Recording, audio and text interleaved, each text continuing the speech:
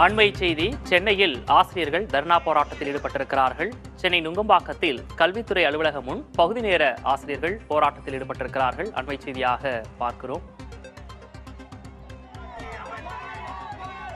இது தொடர்பான கூடுதல் விவரங்களை செய்தியாளர் ராஜ்குமாரிடம் கேட்கலாம். ராஜ்குமார், அவர்களுடைய கோரிக்கைகள் என்ன? எவ்வளவு நேரமா அந்த போராட்டத்தில் ஈடுபட்டிருக்காங்க? விரிவான விவரம்.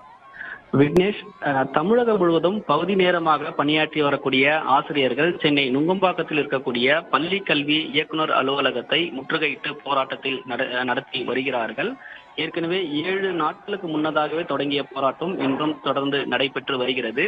இவர்களுடைய கோரிக்கை தமிழகம் முழுவதும் பகுதி நேரமாக பணி செய்யக்கூடிய ஆசிரியர்களை நியமனம் செய்ய வேண்டும், அவர்களுக்கு சம்பள உயர்வு வழங்க வேண்டும் என்றுதான் முக்கியமான கோரிக்கையாக வலியுறுத்தி ஒரு வார காலகட்டமாக போராட்டத்தில் ஈடுபட்டு வருகிறார்கள்.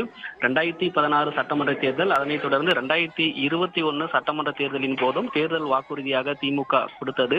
4 ஆண்டுகள் ஆகியும் இன்னும் பகுதி நேர ஆசிரியர்களை பணி நியமனம் செய்யாமல் இருப்பதாக, பெரும் சிரமத்தை சந்தித்து வருவதாக ஆசிரியர்கள் கோரிக்கை வைத்திருக்கிறார்கள். பகுதி நேரமாக பணியாற்றினாலும் மாணவர்களின் நலன் கருதி முழு நேரமாக பணி செய்து வருவதாக போராட்டத்தில் ஈடுபட்டு வரக்கூடிய ஆசிரியர்கள் தெரிவிக்கிறார்கள்.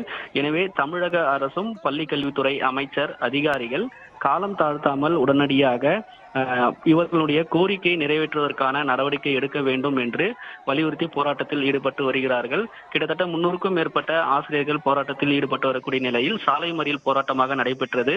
காவல்துறை அனுமதி இல்லாததால் போராட்டத்தில் ஈடுபட்டு வரக்கூடிய ஆசிரியர்களை வலுக்கட்டமாக தற்போது கைது செய்திருக்கிறார்கள்.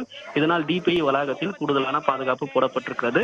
தமிழக அரசு பேச்சுவார்த்தை உடனடியாக நடத்த வேண்டும் என்பது முக்கியமான கோரிக்கையாக இருக்கிறது. விக்னேஷ், தற்போதைய விவரங்களுக்கு நன்றி ராஜ்குமார்.